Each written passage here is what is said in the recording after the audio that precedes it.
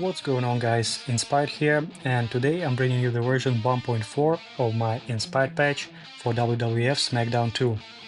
You'll find the download link in the description, but make sure to watch this video as I will be showing all the most exciting features in this update. I think this is by far my biggest release yet, so there's a lot to cover here. Before we jump in though, a big shout out to everyone who supported the development of 1.4 on Patreon. Thank you so much guys, your support means a lot to me. And for those of you watching who would like to support the mod as well, you can do it at patreon.com/inspiredwrestling. Patrons get early access builds of the mod and can also vote on which characters will be added in future updates. Also don't forget that you can show your support by subscribing to my YouTube channel, liking this video and sharing it with your friends and social media followers, if you think that this is something they might be interested in. Alright, so what's new in Inspired Patch 1.4? The base roster is mostly the same as in 1.3, but I did switch Triple H, Edge and Too Cool back to the original SmackDown 2 attires, just to shake things up a bit. There are also a bunch of minor edits for accuracy, things like attire tweaks, texture placement, model adjustments, that kind of stuff. Another minor but long overdue base roster addition is the accurate height and weight data in the selection menu for all the new characters that were not in the original SmackDown 2. Finally, I have also solved the incorrect referee torso issue. In earlier versions of the mod, some characters had referee torsos of mismatched skin colors or even gender. This has now been sorted, so in 1.4 everyone should have their accurate appearance in special referee matches. The core roster of the mod has been updated with 12 new characters in 1.4. First we got the 3 Patreon poll winners, Diamond Dallas Page, Ric Flair and Steen. We also have Michael Hayes in his 99 attire from when he was managing the Hardy Boys.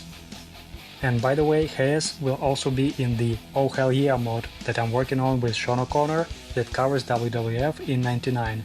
So if this is something you are interested in, be sure to subscribe to Sean's channel for updates on that. The link will be in the description. Back to Inspired Patch, the Japanese core roster has 4 more ports from the Pro Wrestling 2 game: Atsushi Onita, Genichiro Tenryu, Riki Choshu and Kodo Fuyuki.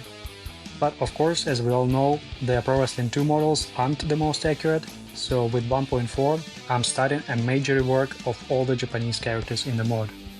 The first 2 to get a model update in this release are Toshiaki Kawada and the Great Sasuke. And 1.4 also has one brand new Japanese character, Jinsei Shinzaki, created and shared with me by Tez1096. Finally, the last new character in 1.4 is Diesel, who is Patreon exclusive. To access him, go to patreon.com/inspiredwrestling and subscribe to any tier. And I'm sure you guys will be happy to know that I've decided not to paywall multiple characters at the same time, so the 1.3 Patreon exclusive classic 80s Hulk Hogan is now available for free in 1.4. Now, with so many core options in the mod, many people have been asking me to increase the core limit, which is capped at 10 in SmackDown 2. While sadly it's not currently possible to increase it, I came up with a couple of things to make the limit a bit more manageable. First of all, the 1.4 release includes multiple memory cards with different presets that you can swap if you want different core rosters. And for people who want more control over individual cores, I have added a new hack that allows you to instantly create cores from templates. To use this hack, go to the Create a Superstar mode, start a new core, select the Superstars option, and choose the template you want.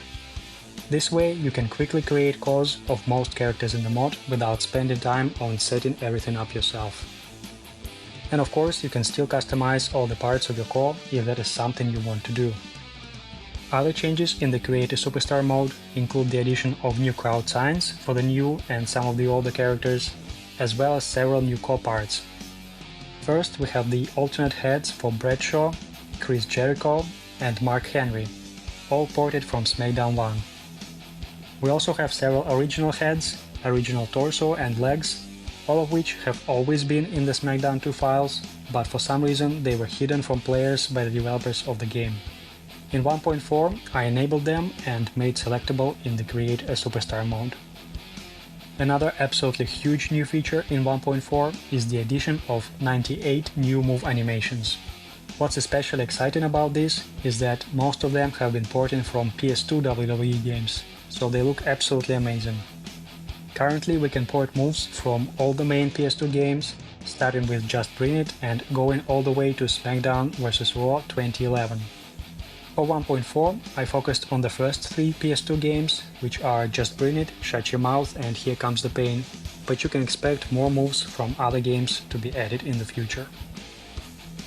And by the way, porting PS2 moves wouldn't be possible without the work of the SmackDown 2 modder LawZ, so if you enjoy having any of these moves in SmackDown 2, be sure to show him some love by subscribing to his channel and following him on X. Consider also checking out his Patreon, where he posts previews of his upcoming ECW Hardcore Heaven full conversion mod for SmackDown 2. The links are in the description. While we're discussing animations, 1.4 also includes new reversal animations for kicks, ground upper grapples, and Irish whips.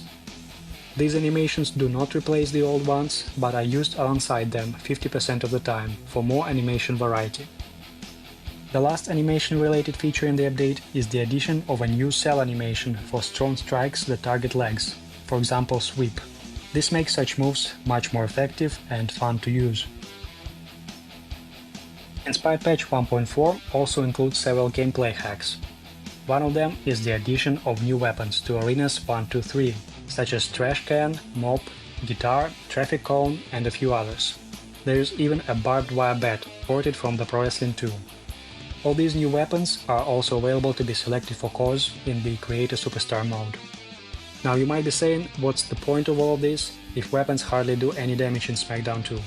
That's a good question, and to answer that, I'm happy to say that weapon damage has been increased, so in 1.4 weapons are much more useful. I didn't want to increase the damage too much though, because weapon attacks cannot be blocked in SmackDown 2, but you will definitely notice the difference.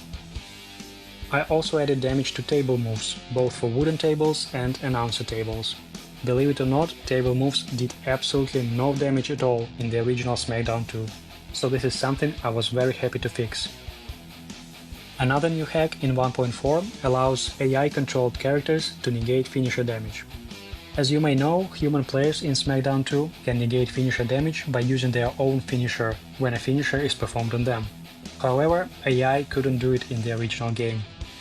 I wanted to even the playing field a bit, so I allowed AI to also negate finisher damage at the expense of their own finisher. However, I also didn't want the matches to drag on for too long, so this feature can only be used once per match, and it is limited to higher overall characters, such as The Rock, Stone Cold, The Undertaker, and a few others. Another feature that people have been requesting a lot is making characters stay down longer when selling moves. While this is something that I will be working on for 1.5, so it's not yet fully implemented, for 1.4 I did make some minor adjustments to gameplay that work somewhat like that. First of all, SmackDown 2 has a bug that prevents characters from staying groggy when being picked up from the seated corner position.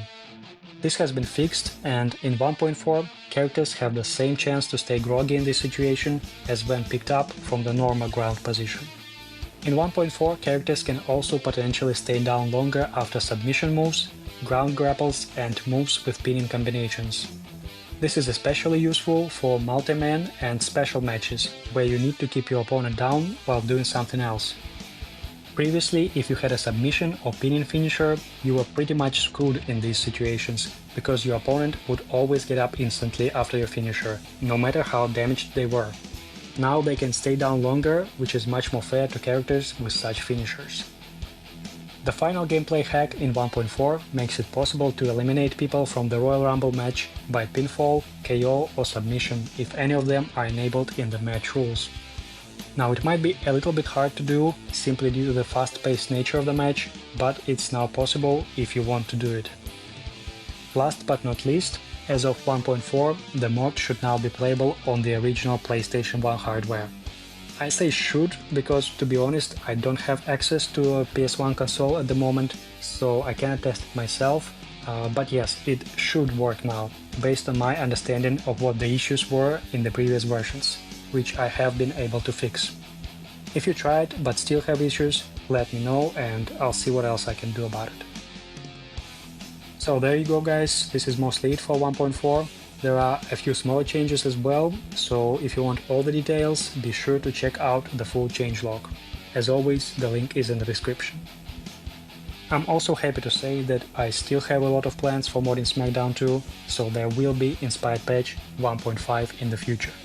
If you want to stay up to date on that, be sure to subscribe to my channel and follow me on X at InspiredSD2.